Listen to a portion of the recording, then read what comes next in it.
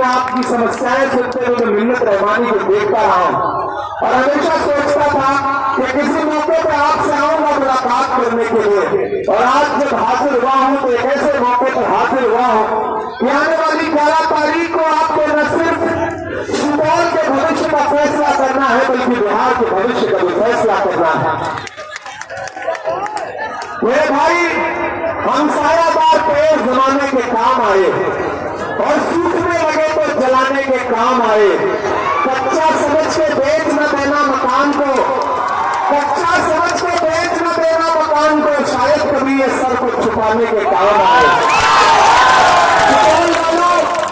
ये चुनाव बहुत महत्वपूर्ण चुनाव है। एक तरफ वो ताकतें खड़ी है जो लगता है कि वो जो चाहेंगे वो कर लेंगे, जैसी तानाशाही से चाहेंगे देश चलाएंगे। और एक तरफ वो ताकत खड़ी है जिसका नाम राहुल गांधी है, जो ये कह रहा है कि नहीं, देश संविधान से चलेगा, लोकतंत्र से चलेगा। मैं इमरान प्रताप खड़ी हूँ, आपका अपना बेटा, आपका अपना भाई। आप जानते हैं कि संसद से लेकर के सड़क तक आपके मुद्दों पर लड़ता रहता हूँ और इस दोपहरी में, आप तपती दोपहरी में हजारों की तादाद में इकट्ठा है।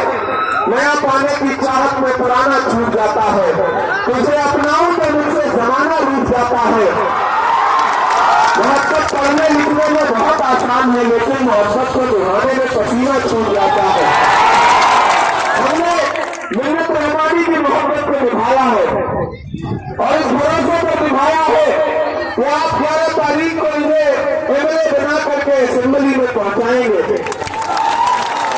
एक बात आपको बता दूं, मैं खगड़िया से लेकर के, बछवाड़ा से लेकर, फुलवारी शरीफ से लेकर के, बिहार शरीफ से लेकर, नालंदा से लेकर, बरबीघा से लेकर, दीघा से लेकर, पूर्णिया से लेकर, किशनगंज से लेकर के, बहादुरगंज से लेकर के, कस्बा से लेकर, धनबाद से लेकर के, ठाकुरगंज से लेकर के, उधर बेतिया से लेकर, ढाका से लेकर, सिमटा से लेकर, चनपटिया से लेकर के भागलपुर होता हुआ सुपौल पहुंचा हूँ।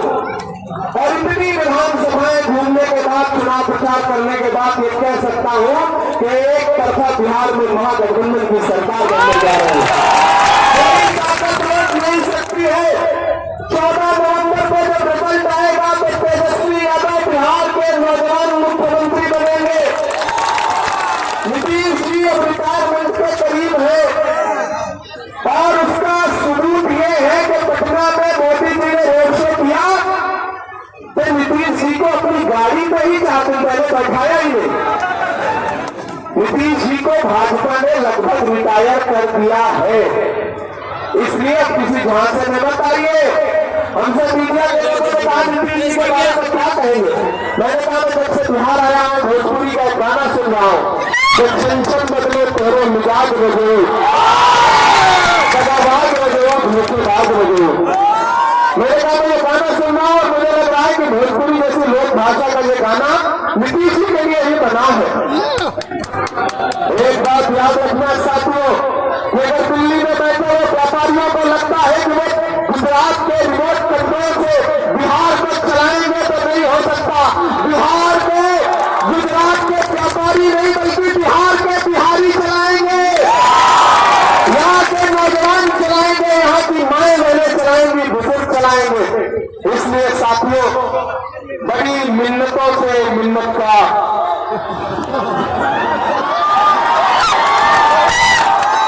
एक बात यहाँ खड़ा होकर एतराज करते हुए कह रहा हूँ। ये जल्दी ये बात कोई कहेगा नहीं लेकिन मैं कह रहा हूँ कि मैं हाँ शायरी भी सुनाऊंगा भाई, सबर तो करो। मैं किसी नौजवान नेता में जितनी खूबियां चाहता हूँ और परफेक्ट नेता की एक डिफिनीशन होगा, अगर उस पैमाने पर मैं देश में किसी नौजवान को कसूं तो उस कसौटी पे सबसे खरा उतरने वाले का नाम मिन्नत रहमानी है।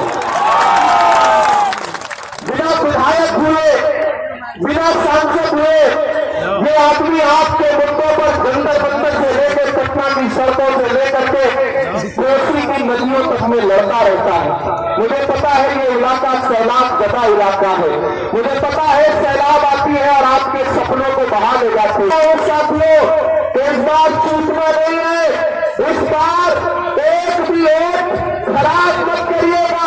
मुझे पता है सामने वाली ताकत बहुत बड़ी है, उसके पास पैसा है, उसके पास दौलत है, लेकिन मुझे ये भी पता है कि ये कोसी के लोग हैं, ये सुपौल के लोग हैं, ये सरदार लोग हैं। कोई पैसा इनका वोट नहीं खरीद सकता, कोई ताकत इनके वोट को रोक नहीं सकती।